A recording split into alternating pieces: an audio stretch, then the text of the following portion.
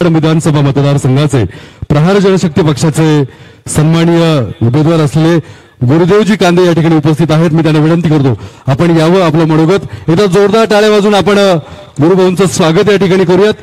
खऱ्या अर्थानं निर्णयक्षम, सक्षम, कार्यक्षम, गतिमान, कृतिशील, प्रगतिशील नेतृत्व असलेले सन्माननीय प्रहार जनशक्ती पक्षाचे उमेदवार गुरुदेवजी कांदे।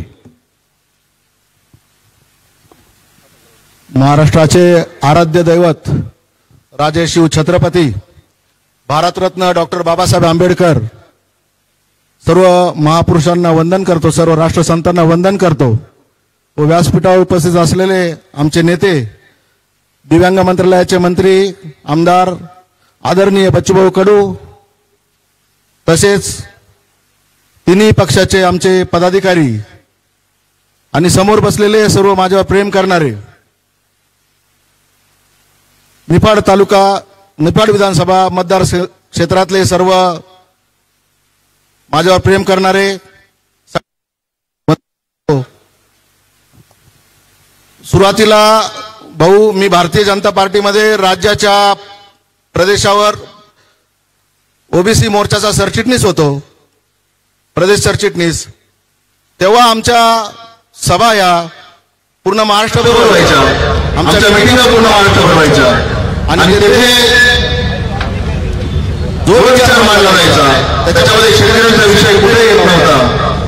बच्चूभाऊ मला सांगायला आनंद वाटतो की भारतीय जनता पार्टीची साथ सोडून मी तुमचं नेतृत्व स्वीकारलं, तुमच्या चळवळीत सहभागी झालो आणि भाऊ असे एक व्यक्तिमत्व आहे की तिथे फक्त शेतकरी व शेतकरी कामगार पक्ष महाराष्ट्र यांच्यासाठी अधिवेशनात सगळे भांडत असतात, त्यांना एक मिनिटाचा वेळ दिला जातो, परंतु त्याच्यानंतर सभापती साहेब फक्त वेळ मारत असतात, भाऊ बोलत असतात, भाऊ थांबत नाही, इलेक्ट्रॉनिक मीडिया ते कॅच करते आणि आपल्यापर्यंत भाऊंचं काम पोहोचतं। भाऊंना खरंच सलाम आहे, भाऊंसारखं नेतृत्व मला मिळालं, मी खरंच समाधानी आहे।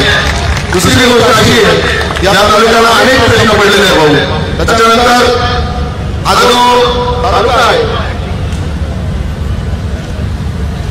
आम्ही या प्रचाराची आम्ही प्रवेश केल्यानंतर या ज्यावेळेस इथे काम चालू केलं भाऊ तेव्हा आम्ही आदिवासी बांधवांपासून सुरुवात केली आणि आम्हाला असं समजलं की आदिवासी बांधवांना साधे रेशन कार्ड पण मिळत नाही, त्यांना रेशन कार्ड मिळवण्यासाठी किमान 1500 ते 2000 रुपये मोडावे लागतात आणि रेशन पुरवठा झालेला असेल किंवा जे तहसील ऑफिसमध्ये दलाल असतील त्यांना ते पैसे आला करावे लागतात आणि वाट पाहावं लागतं रेशन कार्ड कधी येतं। आम्ही सुरुवातच तिथून केली आणि आतापर्यंत 1150 रेशन कार्ड हे आदिवासी व्यक्तींना, दलित दुर्बल घटकांना काढून दिले आणि त्याच्यामध्ये एकही रुपयाची दलाली कोणाला घेऊन नाही दिली आणि सगळं निशुल्क असं काम चालू केलं। आपल्या ऑफिसलाच पोर्टल घेऊन तिथे काम चालू केलं भाऊ। त्याच्यानंतर राहिला विषय जिल्हा बँकेचा। जिल्हा बँकेचा विषय असा आहे की आज जिल्हा बँक मृत अवस्थेत आहे, परंतु हायकोर्टाने जिल्हा बँकेला वसुलीचे आदेश दिलेले आहे। आमच्या शेतकऱ्यांना 101च्या नोटिसा निघाल्या, जप्तीचे आदेश झाले। जप्तीचे आदेश होऊन ज्या दिवशी 100 शेतकऱ्यांचं शिष्टमंडळ माझ्याकडे येऊन गेलं त्या दिवशी मी AR ला फोन केला। AR साहेब त्यावेळेस बाहेर होते, त्यांनी सांगितलं की तो टेबल गरुड साहेबांकडे आहे। मी गरुड साहेबांना फोन केला, जर आज शेतकऱ्यांच्या जप्त्या झाल्या तर नक्कीच काहीतरी वेगळं घडेल। आम्ही जो लिलाव घ्यायला आला आहे, जो शेत्या घ्यायला आला आहे, तो भाऊबंद असो, गावकरी असो किंवा उद्योगपती असो, त्याला वंगणाच्या टिपाडात बुडवल्याशिवाय राहणार नाही। फक्त त्याचा वरची मान वरती ठेवू आणि त्याचा फोटो, त्याचा बॅनर आम्ही निफाडभर अख्ख्या तालुक्यात लावू, त्याच्यामुळे त्या जप्त्या त्वरित बंद करण्यात यावे। एवढंच करून थांबलो नाही, दुसऱ्या दिवशी हायकोर्टात गेलो, गुप्ते साहेबांना ते काम दिलं, 1 लाख रुपये ॲडव्हान्स दिला आणि रिट पिटिशन दाखल करतोय। जरी हायकोर्टाचं आदेश असतील वसुल्यांचे तरी आम्ही आमच्या मागण्या वेगळ्या मांडणार आहे की त्याच्यामध्ये 5 वर्षाच्या 5 इन्स्टॉलमेंट करून द्यावे, हप्ते करून द्यावे। आमचा शेतकरी हा कर्ज बुडवणारा नाही, आमचा शेतकरी हा कर्ज भरणारा आहे। उद्योगपती असतील किंवा कारखानदार असतील, श्रीमंत लोक असतील, त्यांचे कर्ज माफ केले जाते। आमचा शेतकरी आम्हाला फक्त हप्ते करून द्या। त्याच्यामध्ये आम्ही कारखान्याच्या कामगारांचा ग्रॅज्युटीचा प्रश्न उचलला, जिल्हा बँक प्रशासनाशी आमचं बोलणं झालं आणि जिल्हा बँकेला आम्ही सांगितलं प्रशासकाला की जर हे पहिला हप्ता आमचा जर आला तर जर हायकोर्टाने मान्य केलं तर पहिला हप्ता जर आला तर नक्कीच आम्ही तुम्ही ग्रॅज्युएटीचे 40 कोटी रुपये अदा कराल, 83 कोटी रुपये थकीत आहे. त्याच्यानंतर जिल्हा प्रशासकाने ते मान्य केलेलं आहे. दुसरी गोष्ट अशी आहे, निफाड कारखान्याचा विषय. निफाड चालू करता येऊ शकतो. आमचा निफाड आमचा निफाड कारखाना हा खाजगीकरणात निघाला होता. बरीच मशिनरी भाऊ विकली गेली, बरंच भंगार त्याच्यातलं विकलं गेलं आणि आज निफाड कारखान्याची दयनीय अवस्था आहे. आमच्या गोदाकाठवासियांचं ऊस उत्पादक क्षेत्र गोदाकाठ आहे, त्याच्यामुळं आमच्या चुलीवरची भाकर पळवली गेली असं आम्हाला वाटतं.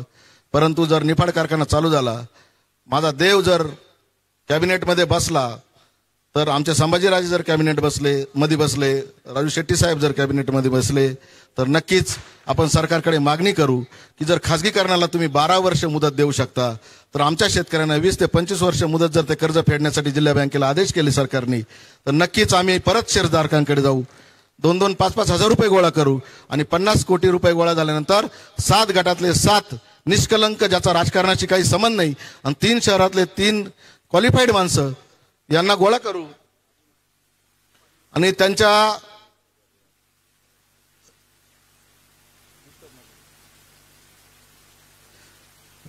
हातात ही रक्कम अदा करू.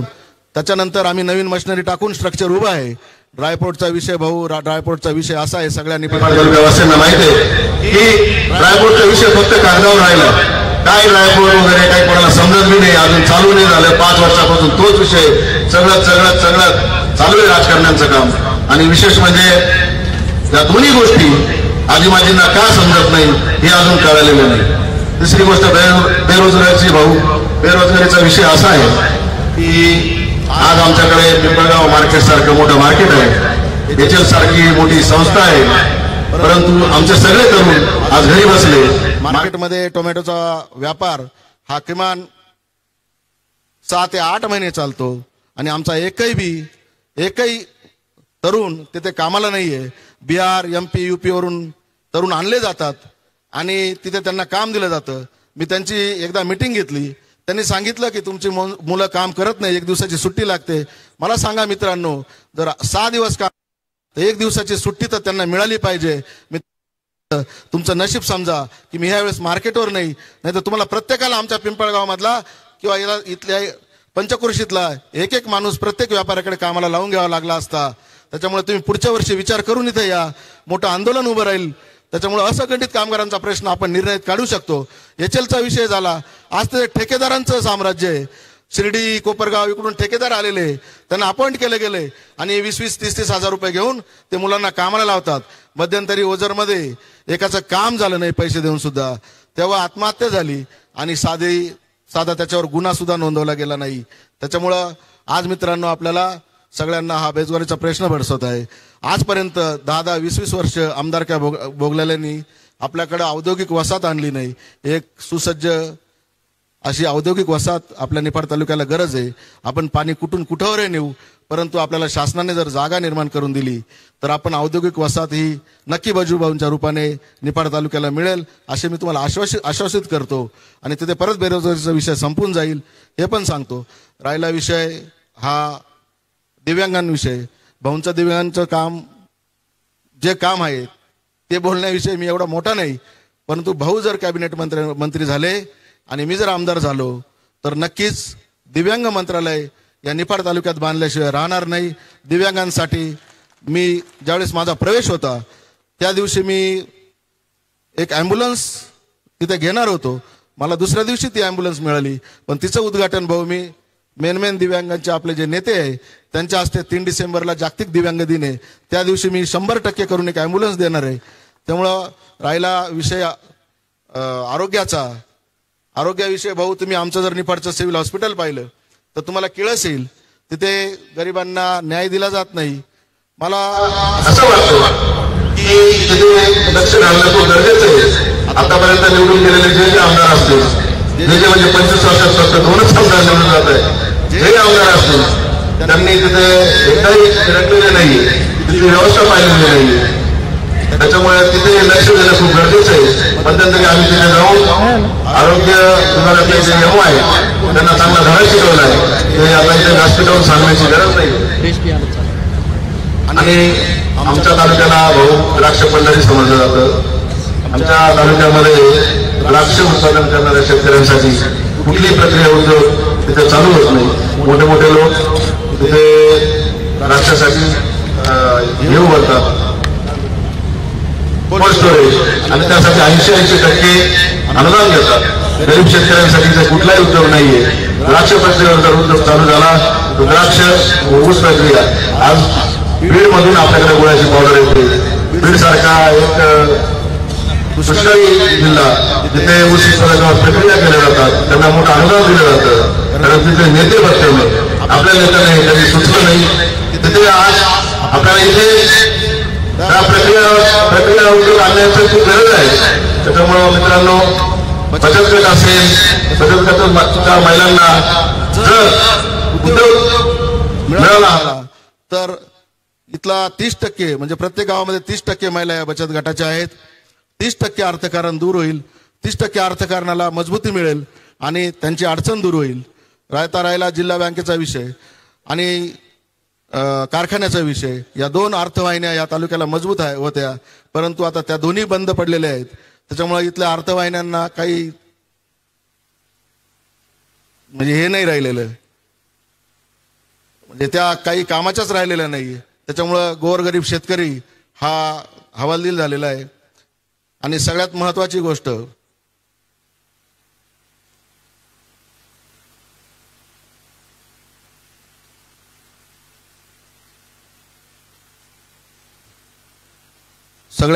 गोष्ट अशी आहे मला इथे बोलूशी वाटतं.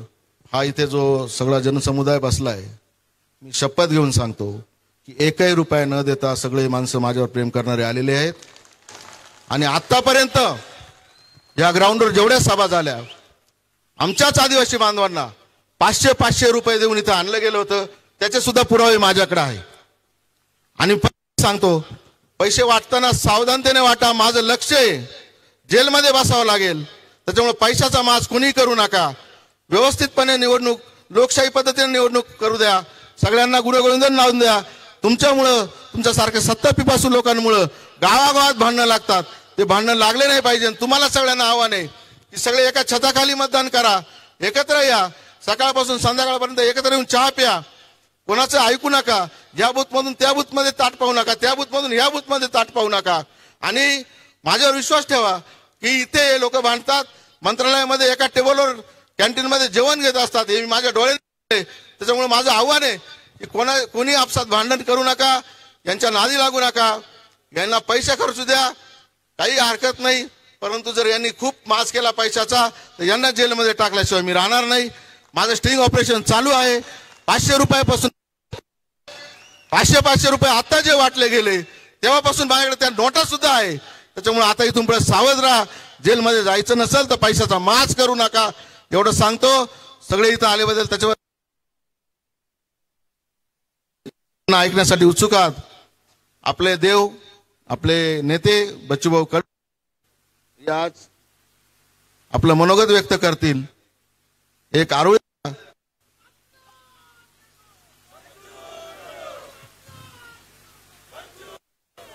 आपलं भिडो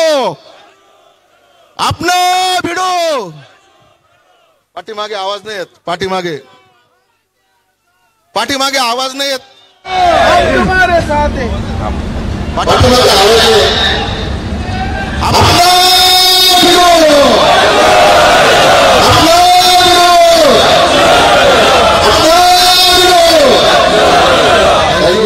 एवढे बोलून थांबतो. जय हिंद जय महाराष्ट्र. धन्यवाद गुरुभाऊ. आपण अतिशय सुंदर शब्दामध्ये या ठिकाणी या निफाड तालुक्याच्या विधानसभेच्या उमेदवाराचं काम काय आहे ते म्हणून विवेचित केलं. या सुंदर अशा नेतृत्वाला आपण या ठिकाणी निश्चितच प्रयत्न करणार आहात. या विकासाचा हा महामेरू जर विधानसभेत पोहोचला तर हा संकल्प ज्यांनी बोलून दाखवला तो संकल्प सत्यात उतरवण्यासाठी बच्चू आहे. आणि मी विनंती करतो त्या खमक्या आणि पुरेशा अशा नेतृत्वाला, शेतकरी दिव्यांगांच्या नेतृत्वाला की आपल्याला संबोधित करावं. आदरणीय वंदनीय नामदार बच्चूभाऊ कडू आपले विचार प्रगट करावे.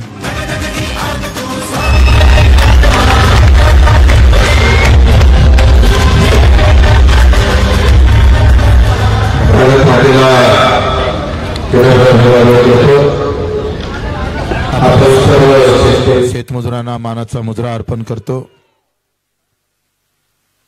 मित्र, ही लढाई फक्त निवडणुकीपुरती मर्यादित नाही आहे. 75 वर्षामध्ये आता ओळू नको, बस करते, सगळा कचरा करून टाकतं. नवीन नवीन काय आणतं काय माहित.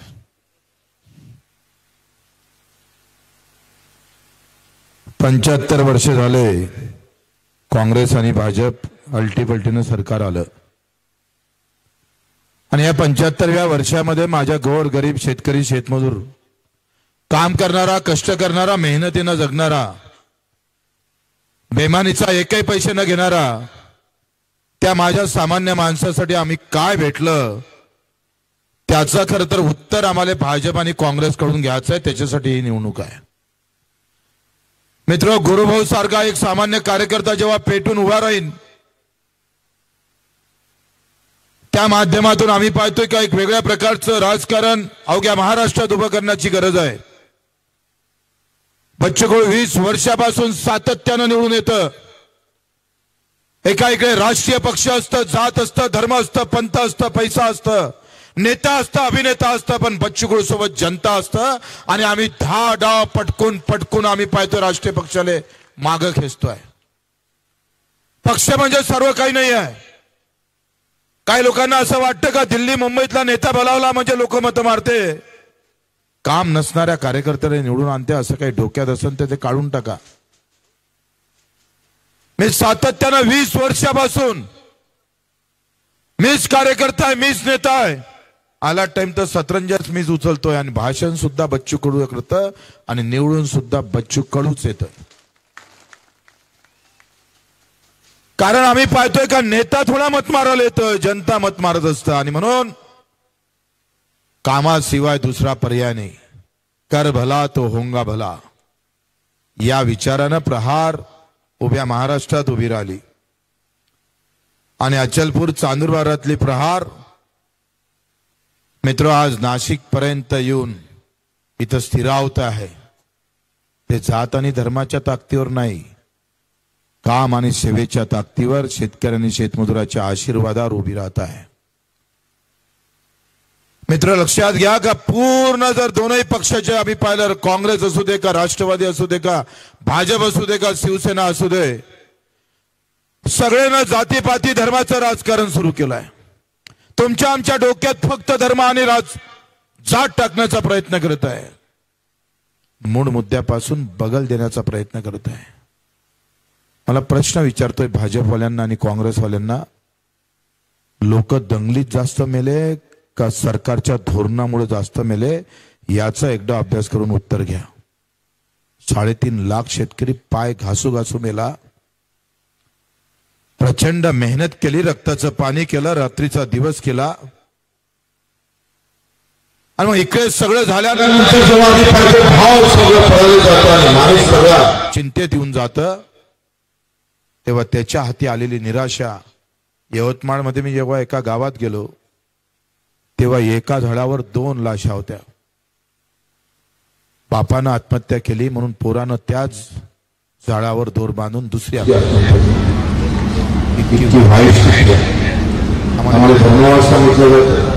धर्माचा कट्टरवाद सांगितलं जातं, जिहाद सांगितलं जातं. मित्र, हा धर्माचा कट्टरवाद नाही तर खऱ्या अर्थानं आम्ही जर पाहिलंय तर शेतकऱ्याचा कट्टरवाद खऱ्या अर्थानं आम्हाला निर्माण करावं लागेल. आणि यांना ज्या कडावर असन त्या कडावर निपटून आम्हाला समोर जावं लागेल. ही लढाई निवडणुकीपुरती मर्यादित नसून मित्र, इथून खऱ्या अर्थानं ही लढाई आम्हाला सुरू करायची आहे. प्रत्येक गाव खेड्यातल्या माणसाला जागृत करून त्याचे आम्ही पाहतो दिल्ली मुंबई पर्यंत नेण्याचं काम आम्हाला करावं लागणार आहे. आणि म्हणून आपल्याकडून अपेक्षा आहे तुम्ही आम्ही पाहतो मतदारसंघात पुढे जाऊया. ज्याची जात जास्त त्याला उमेदवारी दिली जाते, ज्याचा धर्म जास्त त्याला उमेदवारी दिली जाते. गडी मात्र या महाराष्ट्र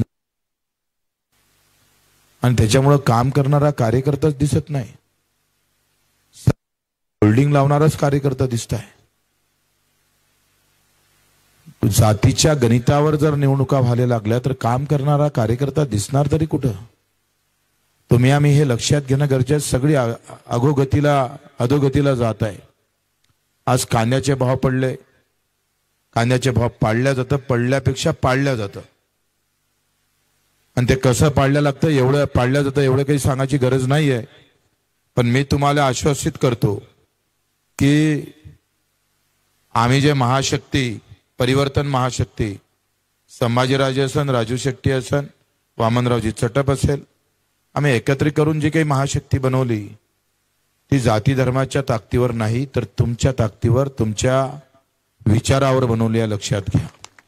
आणि येणारा काळ जो आहे जे काही महाराष्ट्रात अस्थिर वातावरण आहे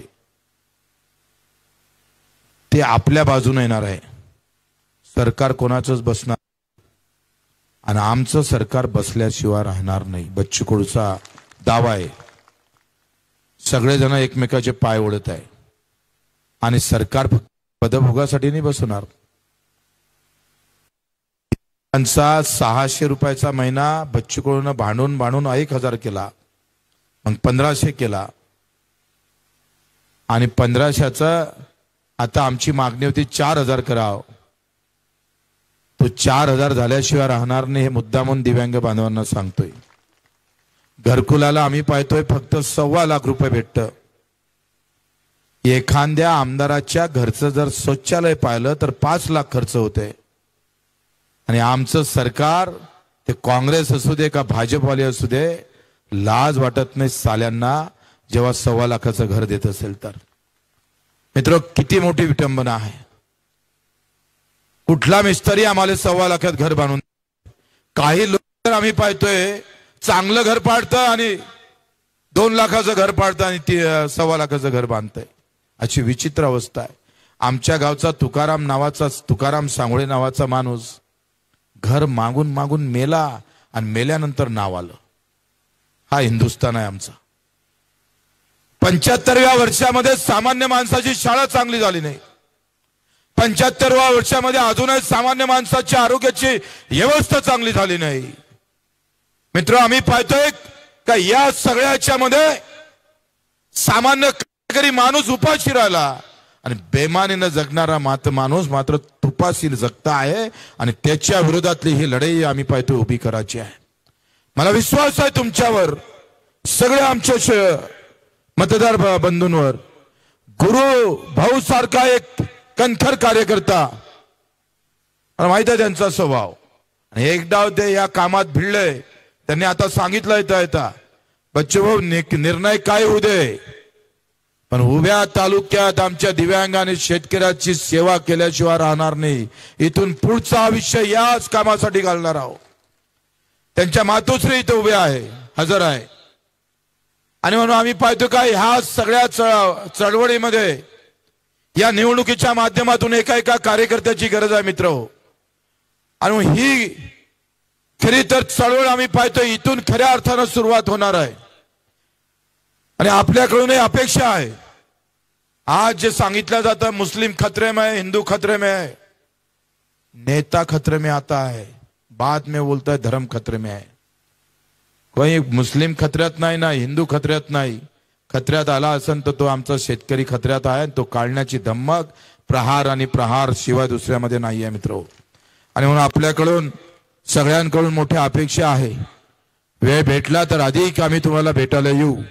पण आपला कारखान्याचा प्रश्न असेल, इथल्या द्राक्ष उत्पादक शेतकऱ्यांचा प्रश्न असेल, या सगळ्या संदर्भात आमचा लढा कायम राहणार आहे. मी नेहमी सांगितलं, सभागृहात सुद्धा जेव्हा आम्ही उठून उभं राहतो तेव्हा बच्चू कडू नेत्याला घाबरत नाही. आमचा कोणता नेता नाही, आमचा बाप आणि बाप शेतकरी आणि शेतमजुराशिवाय दुसरा होऊ शकत नाही. बच्चू कडूवर प्रेशर आणि दबाव बिलकुल नाही. सीएम टू पीएम जेव्हा यात्रा काढली आणि मग मुख्यमंत्र्याच्या घरावर झेंडा लावला आणि तिथून सरळ गुजरातले निघालो शेतकऱ्यासाठी. 350 गुन्हे दाखल आहे. एकही गुन्हा स्वतःसाठी नाही. उभ्या महाराष्ट्रात, हिंदुस्थानात आम्ही पाहतो या सामान्य शेतकरी शेतमजुरासाठी आम्ही कुठेही माग घेतली नाही. चिरफाड करण्याचं काम अत्यंत इमानदारीनं आणि प्रामाणिकपणे बच्चू कडूनं केलेलं आहे. त्या सगळ्या लढाईला, त्या सगळ्या चळवळीला तुमच्या एका मतातून आम्हाला आशीर्वाद पाहिजे आहे मित्र. तुम्ही हा आशीर्वाद आम्ही पाहतोय, आम्ही केलेल्या कामाला पाहिजे आहे. 115 वेळा बच्चू कडूनं रक्तदान केलं, कधी माग आम्ही हटलो नाही. आणि ही सेवा न सेवा आम्ही पाहतो उभ्या हिंदुस्थानामध्ये, या महाराष्ट्रामध्ये काना कोपऱ्यात नेल्याशिवाय राहणार नाही.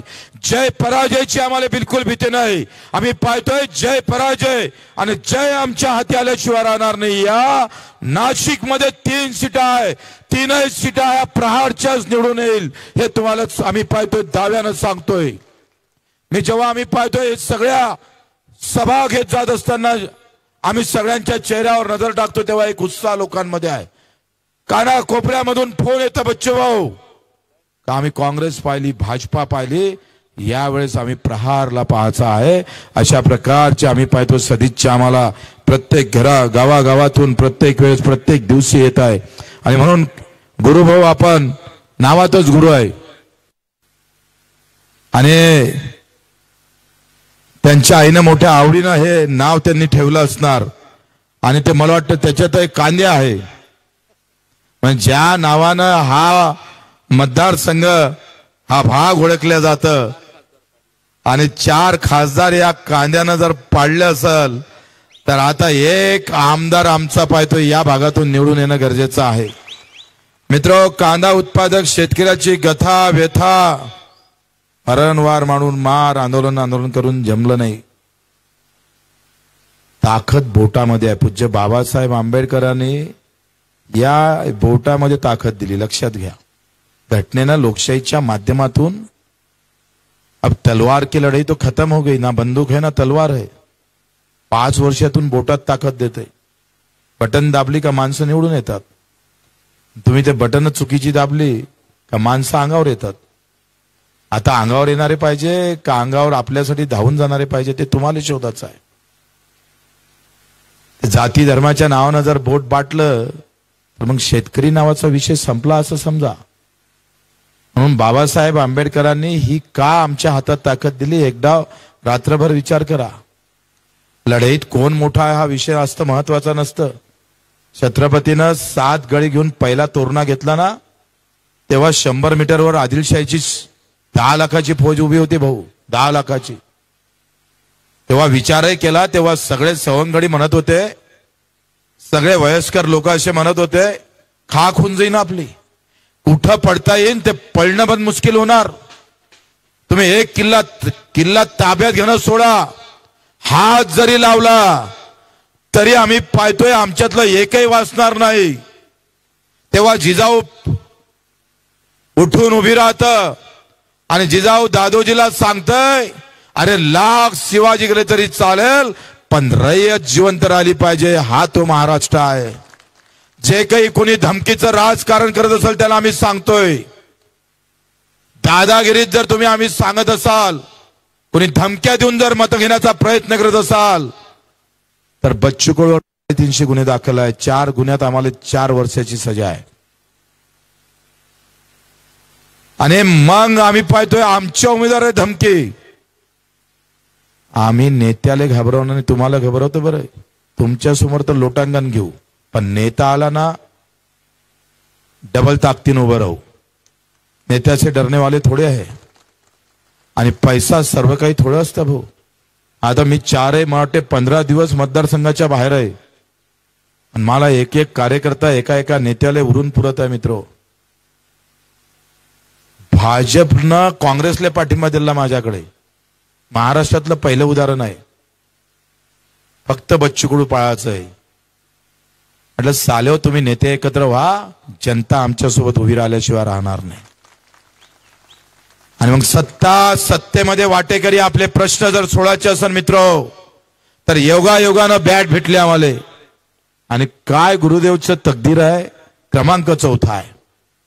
बॅटनं चौकाच मारायचा असतं, नाही तर छक्का मारायचा असतं. तीनही उमेदवार चौकेवालेच आहे. म्हणजे नशीब पाहिजे असतं. तो देवगौडा 6 खासदारावर पंतप्रधान बनला, तुम्हाला माहित नाही? 6 खासदारावर पंतप्रधान झाला होता. योगायोगानं बॅट आणि त्याच्यात क्रमांक 4. मला वाटते याच्यासाठी थोडं आम्ही पाहतोय का आमच्या ज्या कामाला उपरवाला पण प्रसन्न झालेला आहे आणि आमच्या 3ही उमेदवाराला इथला 4था नंबर भेटला आहे. म्हणजे संकेत हेच आहे कि बॉलिंग किसकी भी हो, बैटिंग हमारी होंगी. आणि हे काही सचिन तेंदुलकरची बॅट थोड़ी है, किसानों की बैट है, मजदूरों की बैट है. ये हमारे प्रहार की बैट है. वैसे चलाएंगे कि देखने वाले भी सो जाएगा, उठकर बाहेर ही नहीं आएगा. इतन्या ताकदनं आम्हाला चालवायचे मित्र. समोर 3 सभा आहे. आमचं अतिशय मला वाटतं गुरुभाऊ पहिले वाटलं खुर्च्या भरतच नाही, आम्हाला थोडीशी धाकधुकी होती, पण एकही खुर्ची रिकामी नाही. म्हणजे गुरुभाऊचा गुरुमंत्र सगळ्यांना झोमलेला वाटतं, सगळेला भिडलेला वाटतं. म्हणून एक डाव गुरुभाऊ तुम आगे बढ़ो. आवाज जोर से नहीं आ रहा, दिल से होना चाहिए, भीतर आना चाहिए. गुरुभाऊ तुम आगे बढ़ो. धन्यवाद. जय हिंद, जय महाराष्ट्र.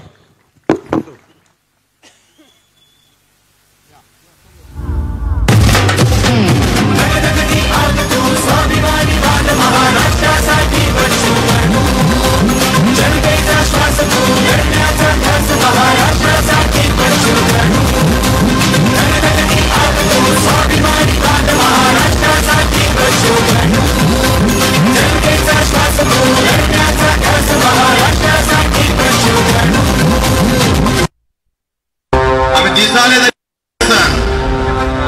पण जो आहे तो बाजी आहे. जिथं असन तिथं करण्याची क्षमता आमच्यामध्ये आहे.